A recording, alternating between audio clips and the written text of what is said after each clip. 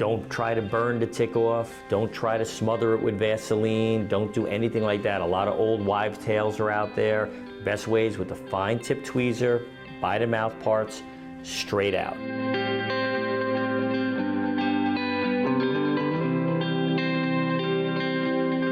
The proper way to remove a tick is to use a fine tip tweezer.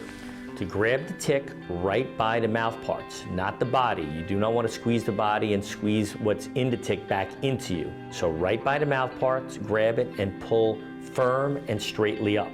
No twisting, nothing like that. Firm and straightly up. That's going to correctly remove the tick. Don't try to burn the tick off. Don't try to smother it with Vaseline. Don't do anything like that. A lot of old wives' tales are out there. Best ways with a fine tip tweezer, by the mouth parts, straight out.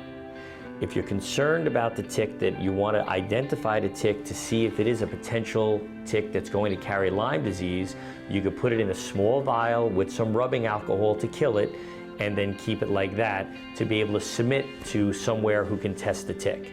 You want to look online, call your local health department, and see if they have any services for tick identification. The key for you is not tick identification, but to watch the area where you remove the tick. You could put a little disinfectant on it, but watch it, see if you develop a rash or if you develop any flu-like symptoms. Anything like that, make sure you go to the doctor and seek medical attention.